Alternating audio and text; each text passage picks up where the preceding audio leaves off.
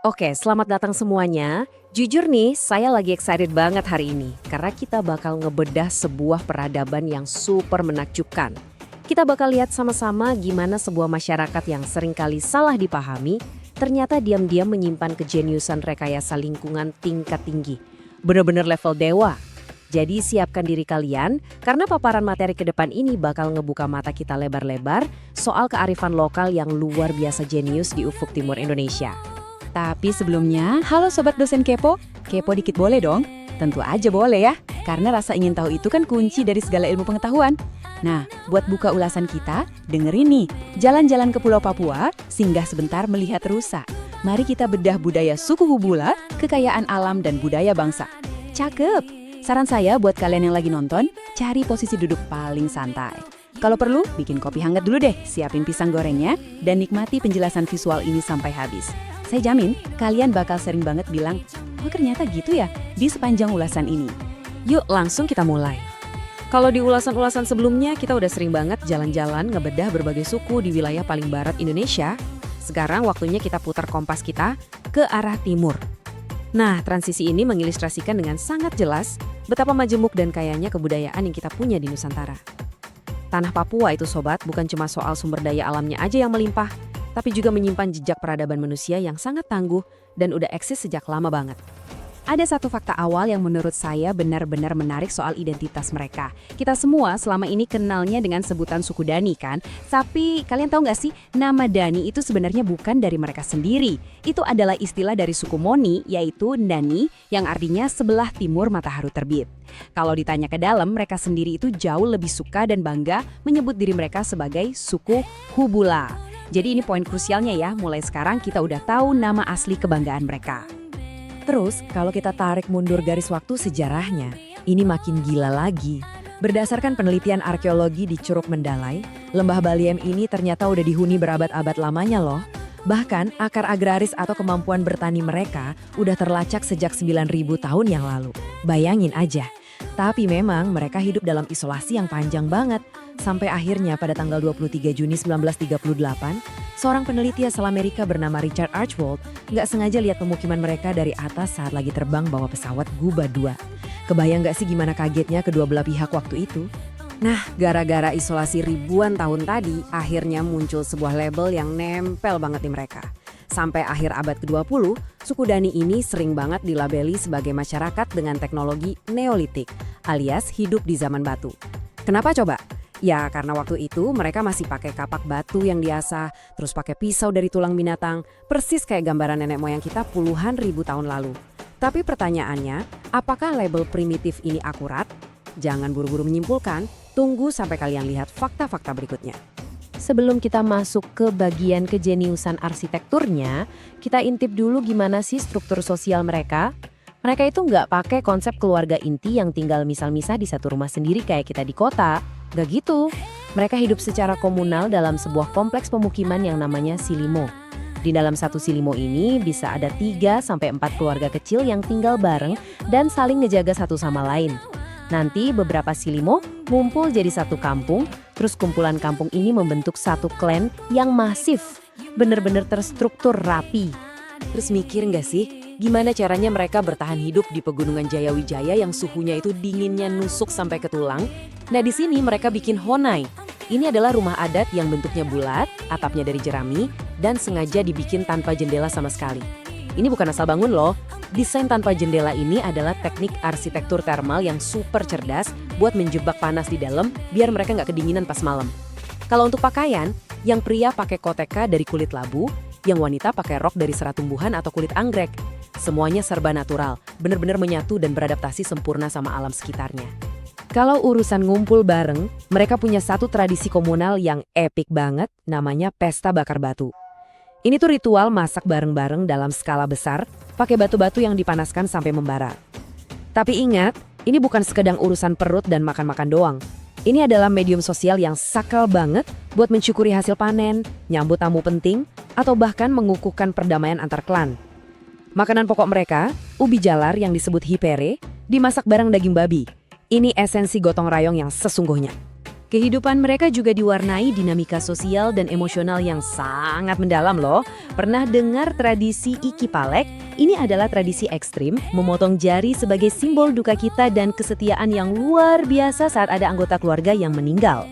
Walaupun generasi muda sekarang udah mulai ninggalin tradisi ini, kita masih bisa lihat buktinya di jari-jari para tetua mereka. Lalu soal perang suku. Dulu ini bukan sekedar kekerasan tanpa alasan, melainkan simbol kehormatan yang sakral untuk urusan tanah, wanita, atau babi. Hebatnya, seiring berjalannya waktu, mereka beradaptasi.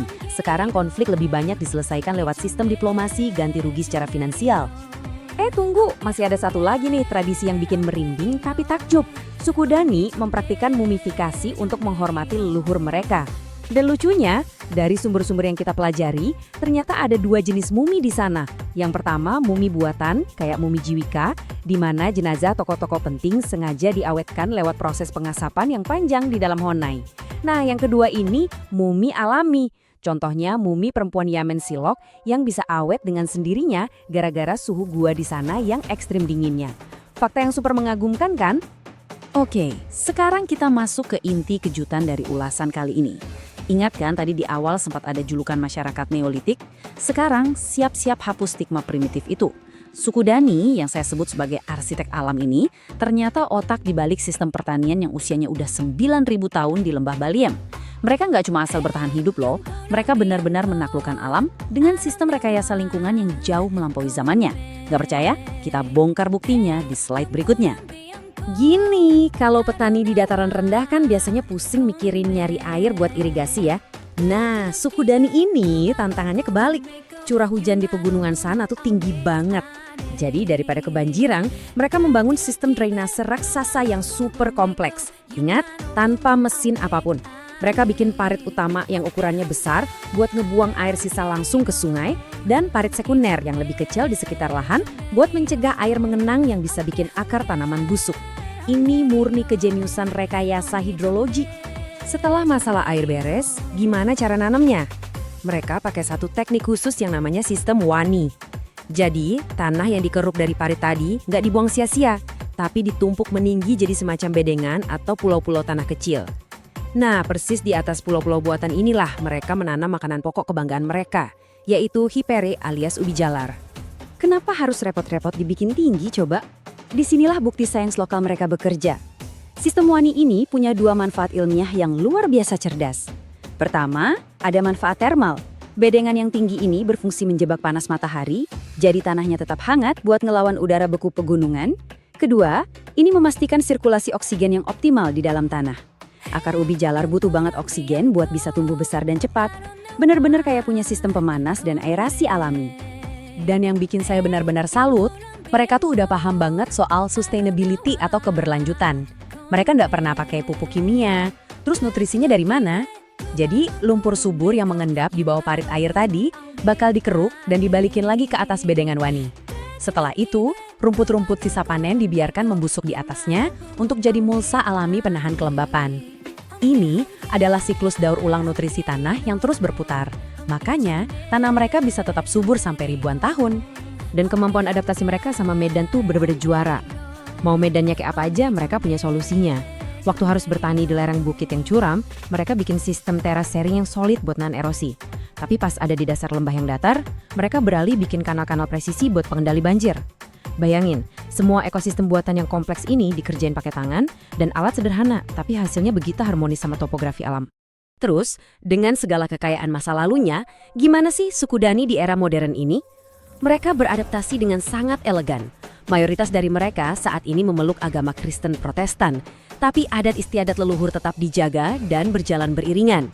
Dan yang menurut saya paling unik, ada juga komunitas suku Dani yang beragama Islam, tepatnya di daerah Walesi. Mereka tetap mempertahankan tradisi mahar babi untuk pernikahan adat, tapi dengan bijak, nilainya dikonversi menjadi uang atau komoditas lain agar sejalan dengan nilai-nilai syariat Islam.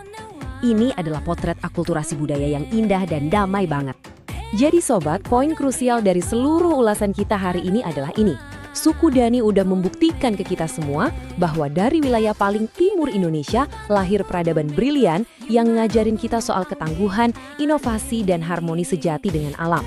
Memahami hal ini tuh relevan banget buat kita sekarang Ini bukan cuma nambah wawasan aja, tapi ini adalah panggilan buat kita semua untuk menghormati dan melestarikan warisan budaya yang luar biasa ini.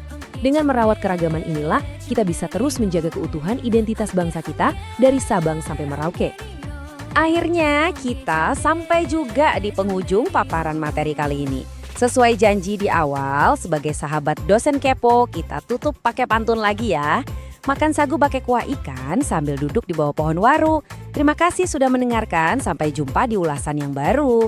Terima kasih banyak buat semua sobat dosen kepo yang udah ngikutin sesi ini sampai tuntas. Semoga kopi dan pisang gorengnya habis ya. Kalau kalian ngerasa materi ini bermanfaat dan bikin makin bangga jadi orang Indonesia, jangan lupa pencet tombol subscribe dan share link ulasan ini ke teman-teman kalian. Sampai ketemu di bedah materi selanjutnya, tetap semangat dan pastinya tetap kepo.